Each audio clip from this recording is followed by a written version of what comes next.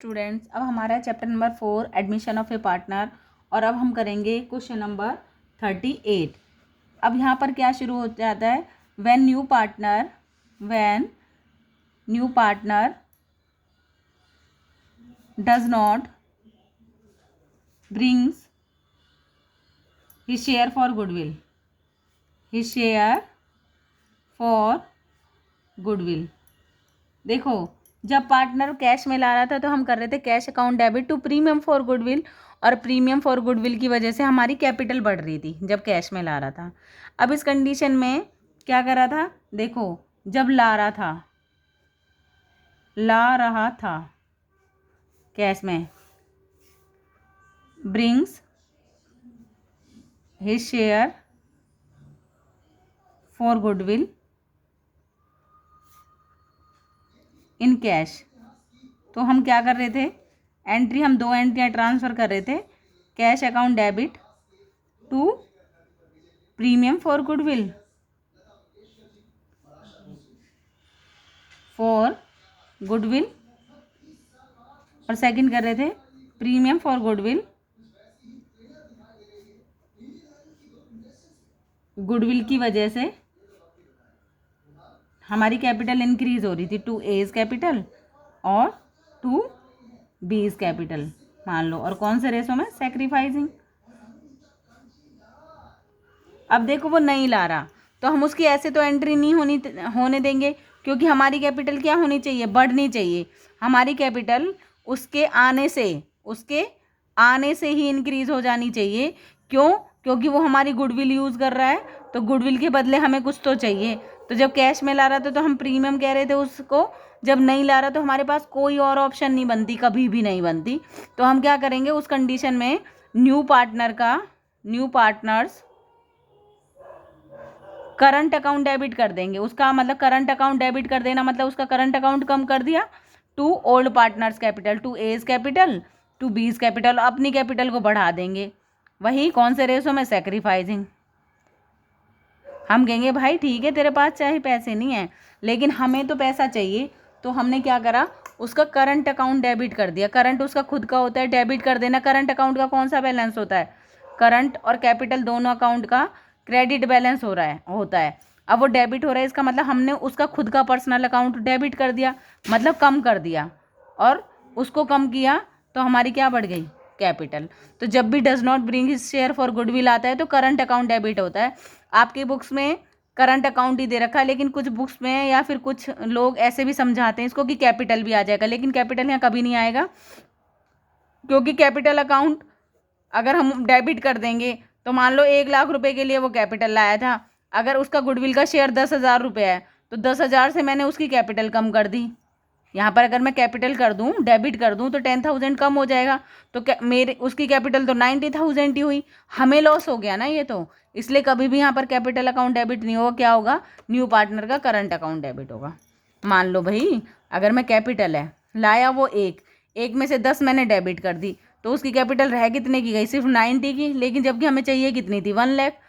तो कभी भी कैपिटल अकाउंट डेबिट ना करके उसका खुद का पर्सनल अकाउंट डेबिट कर देंगे और उनको क्रेडिट कर देंगे। बस ये एंट्री दिमाग में रखनी है। बस जब भी पार्टनर कैपिटल नहीं लाता उनका करंट अकाउंट डेबिट होता है, जब भी पार्टनर कैपिटल नहीं लाता उनका करंट अकाउंट डेबिट होता है। गुडविल नहीं लाता, करंट अकाउंट डेबिट, गुडविल नहीं लाता, करंट अकाउंट, कुछ नहीं और, ठीक है, और इंक्रीज हो जाएगी कैपिटल।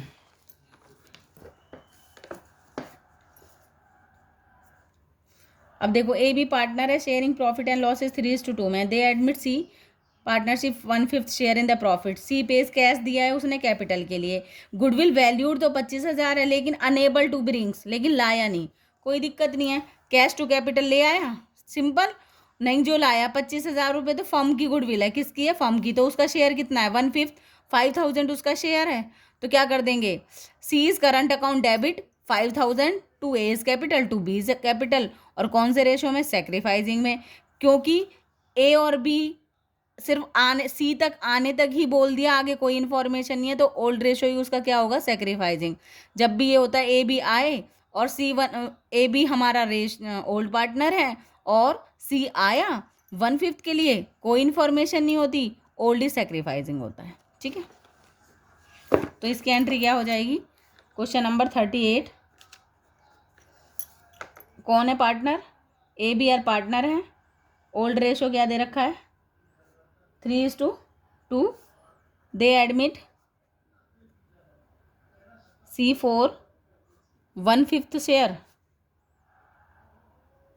फर्म्स गुडविल कितनी है? Firm's goodwill equal to 25,000। C का शेयर क्या होगा? C share 25,000 into 1/5। इसका मतलब 5,000 उसका हिस्सा बनता था, ठीक है। 5,000 उसका हिस्सा बनता था, लेकिन क्या लाया है? सिर्फ कैपिटल लाया, गुडविल नहीं लाया। तो नहीं लाया तो करंट अकाउंट डेबिट होता है। क्या अकाउंट डेबिट होता है? उसका करंट अकाउंट, ठीक है। तो लेके क्या आया? Capital, cash account debit to capital account. कितना लेके आया वो? 40,000 की कैपिटल ले आया, तो इसकी एंट्री हो गई। और गुडविल क्योंकि नहीं लाया तो डायरेक्ट कौन सी एंट्री होगी? सेकंड, उसके करंट अकाउंट को डेबिट कर देंगे। C's current account debit, old partner sacrificing ratio में बांट लेंगे। Capital account to B's capital. मतलब जब ला रहा था तो भी हमारी कैपिटल बढ़नी चाहिए थी, अब नहीं ला रहा तो हमारी तो कैपिटल बढ़ेगी, लेकिन रीज़न चेंज हो जाएगा, सिर्फ उसका करंट अकाउंट डेबिट हो जाएगा। उसका गुडविल का शेयर 5 था, 5 को अगर मैं ओल्ड रेशो में बांटूंगी, ओल्ड मतलब जब तक यहाँ तक अधूरी इन्फॉर्मेशन होती है, फर्स्ट कंडीशन में ओल्ड ही मेरा सेक्रीफाइसिंग आएगा। जब भी गए ए बी पार्टनर है, उन्होंने डी को एडमिट किया सिर्फ 1/5 के लिए, कोई इन्फॉर्मेशन नहीं होती, तो हमारा ओल्ड रेशो ही सेक्रीफाइसिंग रेशो होता है।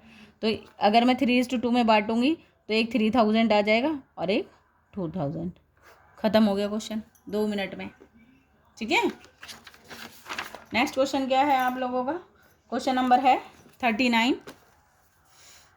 कह रहा है ABC पार्टनर्स हैं in the firm sharing profit and the loss is 3:2:1। They admit D into partnership 1/4 के लिए आया, और देखो कह रहा है ही एक्वायर फ्रॉम ए और be in the ratio of 2:1। तो इसका मतलब यही वाला रेशो उनका सेक्रीफाइसिंग रेशो आएगा। क्या आएगा उनका? यही रेशो सेक्रीफाइसिंग रेशो आएगा। कह रहा है D admission for the good, अगर वो कहे बराबर बराबर के लिए लिया है तो इक्वल इक्वल सेक्रीफाइसिंग आएगा। उसने कहा है ए और बी से उसने इस रेशो में लिया है तो यही सेक्रीफाइसिंग आएगा, ठीक है। तो D goodwill of the firm है, ये फर्म की गुडविल है। डी का शेयर निकालेंगे तो यहाँ पर आ जाएगा 4 1 जा 4, 4 5 जा 20, 1,50,000 आ जाएगा डी का शेयर। और डी वाज अनेबल था, ए की एंट्री हो जाएगी। क्या? डी का करंट अकाउंट डेबिट हो जाएगा। देखना इसमें सॉल्यूशन ही कर रखा है। D is current account debit to A's capital to B's capital, ठीक है। और कौन से रेशो में?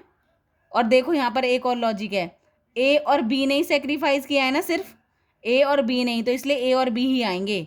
सी ने कुछ किया ही नहीं तो सी को कुछ मिलेगा भी नहीं, ठीक है भाई। सी ने जब सेक्रीफाइस ही नहीं किया तो उसकी कैपिटल क्यों इंक्रीज होगी? क्लियर है? चलो करते हैं क्वेश्चन। ओल्ड रेशो क्या दे रखा है? वैसे मुझे लगता नहीं इस क्वेश्चन को करवाने की आपको ज़रूरत है, बहुत इजी सा क्वेश्चन है, लेकिन ठीक है कोई बात नहीं। 3:2:1 ओल्ड रेशो, और न्यू कह रहा है दे एडमिट सी नहीं D for 1/4 share which he acquire 2:1 ratio में। तो मतलब डी एक्वायर फ्रॉम ए, क्या लिया उसने? अपने हिस्से का, इस रेशो में लिया है तो 2/3 तो किससे लिया होगा? फ्रॉम ए से। तो यहाँ पर हो जाएगा 1/6 फ्रॉम ए। और डी एक्वायर अपने शेयर का 1/3 फ्रॉम बी। यहाँ तक समझ में आ गया भाई? उसने रेशो में लिया है तो मतलब 2/3 टोटल दोनों का, 2/3 तो उसने किससे लिया होगा? ए से कह रहा है और ये बी से कह रहा है, और सी ने कोई सेक्रीफाइस नहीं किया तो सी का शेयर क्या रहेगा? सी शेयर 1/3 4 5 6 ही रहेगा, ठीक है। अब हम न्यू रेशो कैलकुलेट कर लें।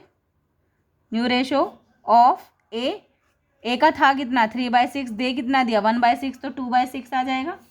बी का देखो था कितना? 2/6, दे दिया 1/12, तो 12 एलसीएम 4 - 1 3/6 आ जाएगा। सी ने कुछ दिया ही नहीं, उसका वही रहेगा, और डी जितने के लिए आता है वही होता है, तो इनका न्यू हो जाएगा, ABCD का न्यू रेशो क्या हो जाएगा, 2/6, 3/6, 1/6 और 1/4। LCM 1/4 के लिए आया था क्या वो? हाँ, 6 दूनी 12, 4, यहाँ पर 12 है ना, यहाँ पर 12 है, 3/12, तो ये 3 आ जाएगा, ये 2 आ जाएगा, 4 3 जा 12, 4 3 2 3, हाँ यही आ रहा है, ये आ गया इनका न्यू रेशो।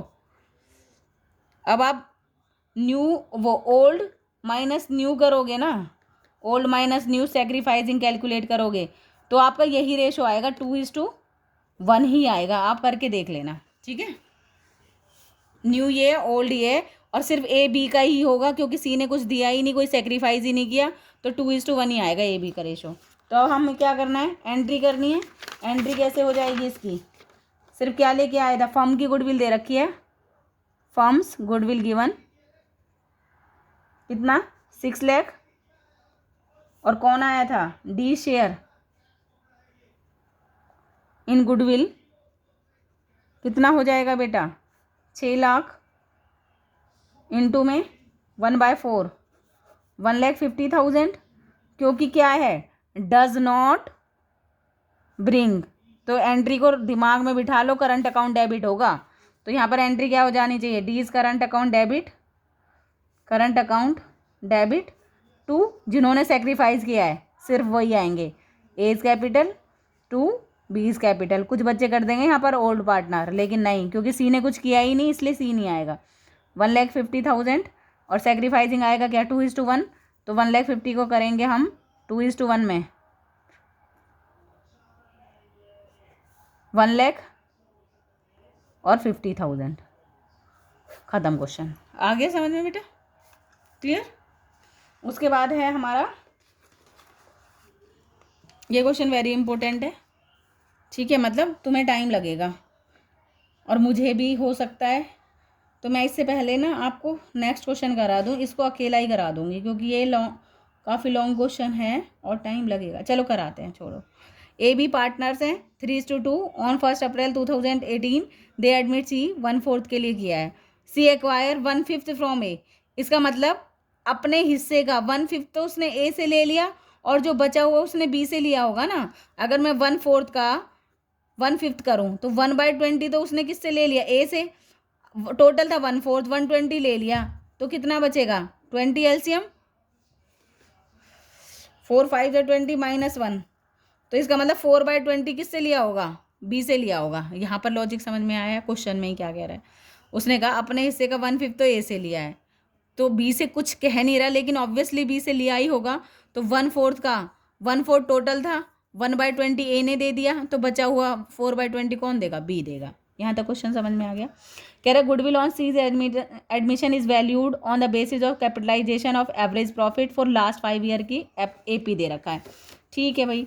AP फर्स्ट में कोई ट्रांजेक्शन नहीं है, सेकंड में कह रहा है 1,20,000 है और इंक्लूडिंग गेन है, ये क्या है मेरा अब नॉर्मल प्रॉफिट है, अब नॉर्मल प्रॉफिट, मेरी वीडियो देख लेना आप। अब नॉर्मल प्रॉफिट में हमेशा अब नॉर्मल प्रॉफिट ऐसा प्रॉफिट होता है जो हर साल नहीं होता, हर रोज नहीं होता, ठीक है। इसको माइनस कर देते हैं क्योंकि ये हमारे एवरेज को बढ़ा रहा होगा, मतलब इफेक्ट कर रहा होगा, लेकिन हमें एवरेज निकालना है।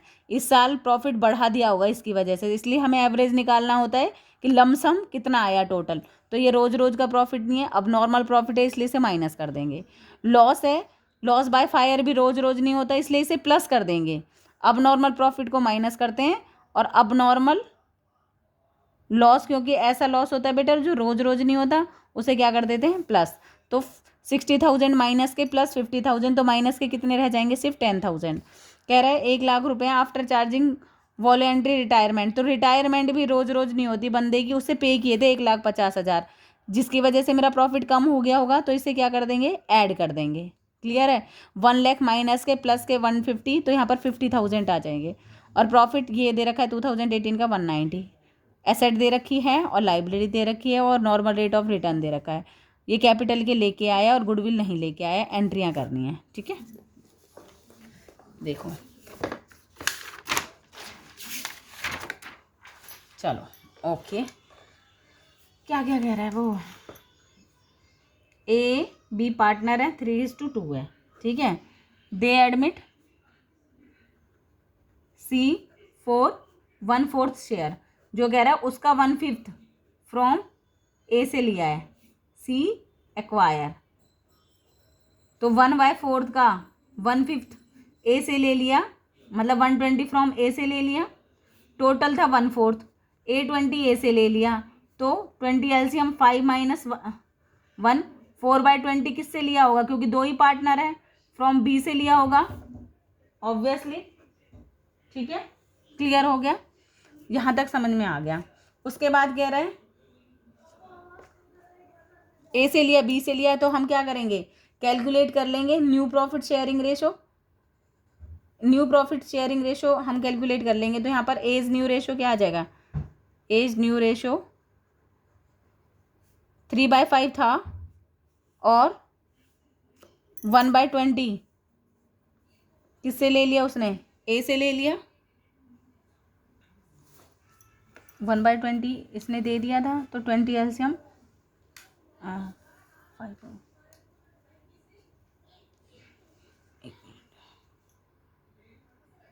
4 3 जो 12 -1, तो यहाँ पर आ जाएगा 11/20, ए का न्यू शेयर आ गया, बी का न्यू शेयर क्या होगा 2/5 था, और इसने कितना दे दिया था अपना 4/20 दे दिया, तो 20 एलसीएम 5 4 जो 20, 8 - 4, तो यहाँ पर आ जाएगा आपका 4/20।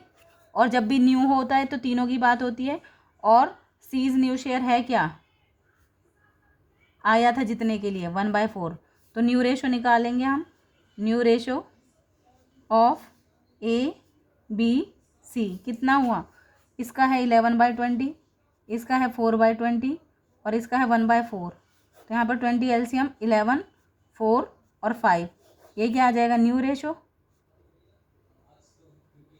देखो वैसे भी सेक्रीफाइसिंग है ना आपका, यहाँ से भी पता चल जाएगा 1/4, क्योंकि ए ने 1/20 दिया है, बी ने 4/20 दिया है, तो अगर मैं सेक्रीफाइसिंग करूँ तो 1/4 ही आएगा, लेकिन ओल्ड माइनस न्यू कर लो आप, ठीक है। जिस फॉर्म में देते हैं वही तो होता है। अब बी का तो क्लियर था 1/5 दिया, तो 1/5 मैंने किया 1/20, और 1/20 अगर ए ने ही दे दिया तो बी ने कितना दिया होगा बेटा 4/20 दिया होगा, तभी तो टोटल 1/4 बनेगा, ठीक है। इसको करके देख लेना।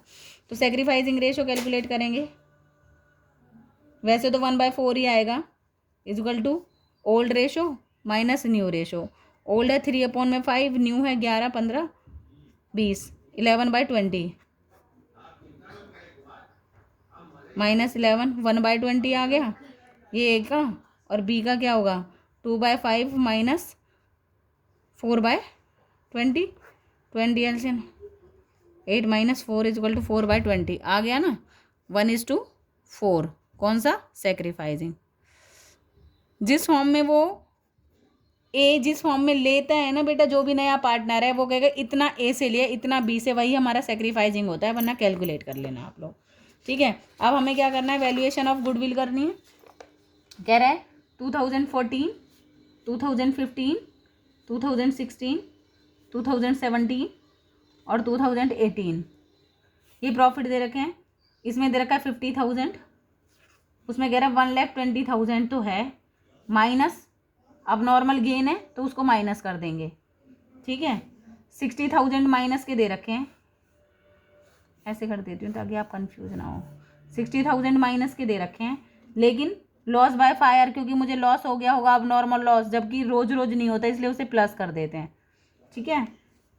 ये माइनस के 1 लाख दे रखे हैं, रिटायरमेंट भी रोज रोज नहीं बंदे की होती है, इसलिए इसे भी प्लस कर देंगे, ठीक है।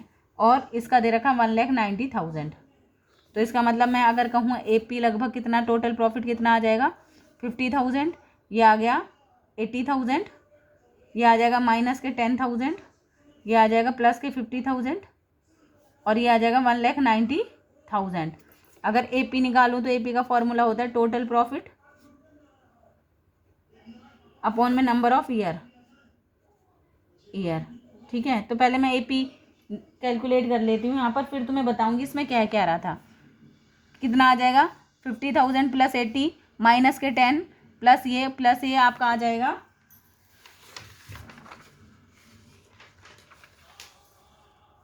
3,60,000। क्या आ जाएगा? 3,60,000।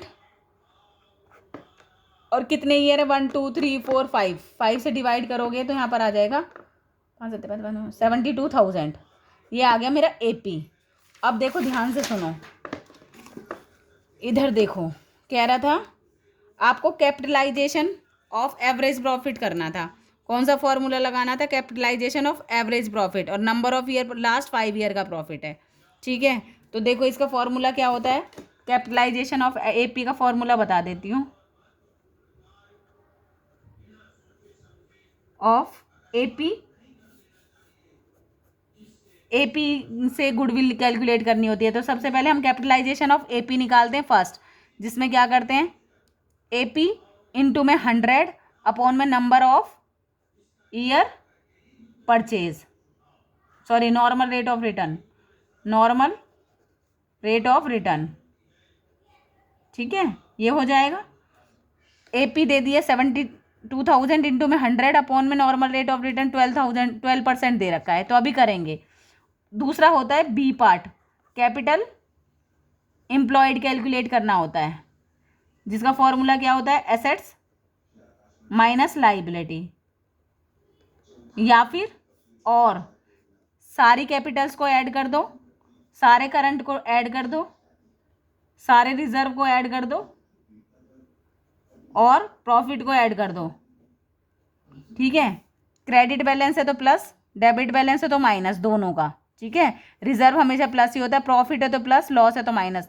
अब ये वाली तो ट्रांजेक्शन्स दे नहीं रखी, तो ये वाला फॉर्मूला तो लगेगा नहीं। क्या दे रखे हैं? एसेट्स और लाइबिलिटी दे रखे हैं, तो यहाँ से हम कैपिटल एम्प्लॉयड को कैलकुलेट करेंगे। तो उस कंडीशन में गुडविल कैसे निकलती है? कैपिटलाइजेशन ऑफ AP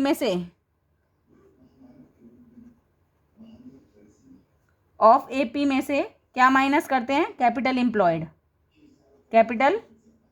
एम्प्लॉयड को माइनस कर देते हैं बेटा, हमारी गुडविल आ जाती है।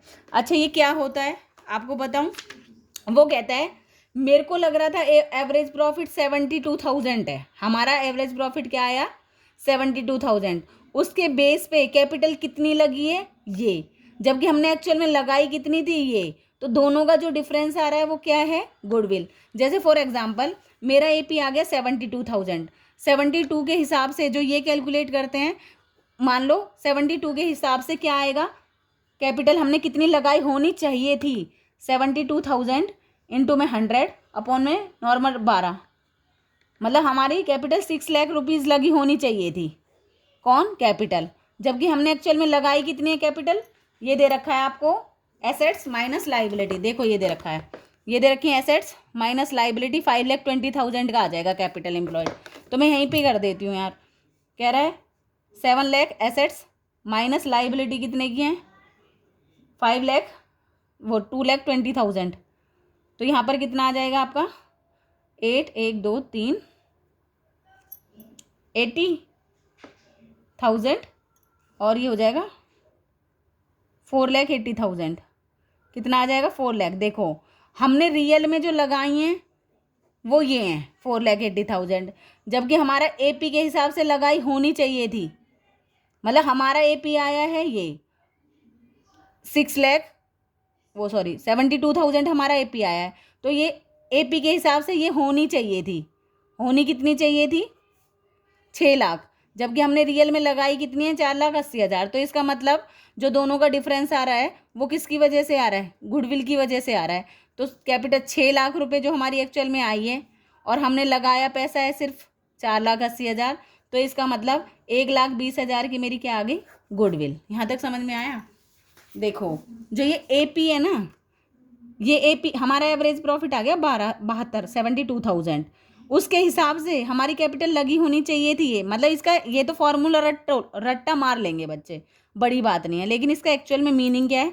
72,000 भाई हमारा आया AP, उसके हिसाब से कैपिटल लगी होनी चाहिए थी 6 लाख, जबकि मैंने रियल में लगाई कितनी है? 4,80,000। इसका मतलब जो दोनों में डिफरेंस है वो किसकी वजह से? गुडविल की वजह से। ऐसे कैलकुलेट करते हैं। ठीक है, चलो ये भी गुडविल भी आ गई, फर्म की गुडविल आई है। तो कौन आ रहा था? C आ रहा था, सी शेयर निकाल लेंगे हम, 1,20,000 इंटू 1/4 तो कितना आ जाएगा 30,000। अब वो कह रहा था नहीं लेके आया, क्या कह रहा था, वो फॉर्म में लेके नहीं आया, तो बस C's current account debit to, यहाँ पर एंट्री क्या हो जाएगी, C's current account debit to, कौन है, दो जो सेक्रीफाइस कर रहे हैं, A's capital account to B's capital account, और हमने सेक्रीफाइसिंग रेशो कैलकुलेट भी कर लिया था, 1:4 आ रहा था, तो 30,000 को 1:4 करेंगे तो 1/7500 आ जाएगा एक, तो 1:4 करेंगे तो 5 आएगा, तो यहाँ पर आ जाएगा 6,000 और यहाँ पर आ जाएगा 24,000। क्लियर है, सेक्रीफाइसिंग रेशो। बस गुडविल का याद रखना, फॉर्मूला रट्टा तो लगा लिया वो बात अलग है, लेकिन लॉजिक भी समझना बेटा, ठीक है। तो यहाँ पर क्या था ये क्वेश्चन 40 में, पहले हमने ओल्ड, उसने कहा 1/5 तो अपने शेयर का ए से ले लिया, वो कर दिया, तो इसका मतलब 1/4 में से 1/5 अगर मैंने ए से ले लिया तो ये किसका बचा है, बी का बचा है, ये बी से लिया होगा। तो अब हम न्यू कैलकुलेट कर लेंगे, ए का न्यू रेशो क्या है, ओल्ड में से जो उसने दे दिया 1/20 उसने सेक्रीफाइस कर दिया, ये आ गया न्यू, बी का ओल्ड था 4/20 उसने दे दिया, ये आ गया न्यू, सी का जो आया है वो उसका वही न्यू होता है जितने के लिए वो आया होता है, न्यू रेशो आ गया, ओल्ड माइनस न्यू सेक्रीफाइसिंग, वरना जिस फॉर्म में ए ने सी ने ए से लिया है ना, ए से लिया था 1/20 और बी से लिया था 4/20, तो यहीं पे ही पता लग गया था 1/4 ही आएगा सेक्रीफाइसिंग रेशो वैसे, ठीक है। उसके बाद हमने कैपिटलाइजेशन से गुडविल कैलकुलेट कर दी, उसका एक फॉर्मूला होता है capitalisation of AP into 100 upon में नॉर्मल रेट ऑफ रिटर्न, तो यहाँ पर 6 लाख, कैपिटल एम्प्लॉयड होता है एसेट्स माइनस लाइबिलिटी, गुडविल कैसे कर देते हैं, इसमें से इसको माइनस कर देते हैं, वो गुडविल आ जाती है, उसमें सी का शेयर, क्योंकि ये फर्म की गुडविल आई है, उसमें सी का शेयर निकाल लिया, और उसे क्योंकि लेके नहीं आया था, डज नॉट ब्रिंग लिखा हुआ है, तो इसलिए उसका करंट अकाउंट डेबिट कर दिया टू एज टू बीज और सेक्रीफाइसिंग रेशो में, ठीक है। तो 40 तक क्वेश्चन आपके कंप्लीट हो गए। थैंक यू सो मच बेटा सुनने के लिए, आप मेरी स्पीड से करे जाओ, फटाफट फटाफट सारा सिलेबस कंप्लीट कर देंगे, ठीक है। देखो तुम्हारे इस बुक में ना, एक मिनट देखो, इसने कह रखा 1/5 ए से लिया है तो 4/5 बी से लिया है, चाहे इस लॉजिक से कर लो चाहे मेरे लॉजिक से कर लो, ठीक है, वो कोई दिक्कत नहीं है। मैंने कैसे बताया, 1/4 का अगर 1/5 1/20 उसने ए से लिया है, तो 1/4 में से अगर मैं 1/20 माइनस कर दूंगी तो 4/20 उसने, इसका मतलब बी से लिया होगा, चाहे ऐसे कर लो चाहे इस दोनों को कैलकुलेट करके कर लो, वो कोई दिक्कत नहीं है, ठीक है। Okay, thank you so much, चलो भाई गुड नाइट, ओके बेटा। लेकिन आप लोग अब स्टडी पहले ही करनी शुरू कर दो, जो कुछ बच्चे ऐसे सोच रहे हैं ना एंड में करेंगे एंड में करेंगे, एंड में ना अकाउंटेंसी का इतना सारा सिलेबस होता है, आप शेयर्स में अटक जाओगे, आप एनपीओ में अटक जाओगे, इतनी सारी चीज़ें होती हैं कि उसकी रिवीजन 3-4 बार हो जानी चाहिए फाइनल पेपर तक, मतलब टिप्सों पे होने चाहिए, ऐसे होने चाहिए, अच्छा ये ऐसे होता है, अच्छा ये ऐसे होता है। कब होगा वो, जब आज से ही आप अपनी सीरियस वाली स्टडी शुरू करोगे।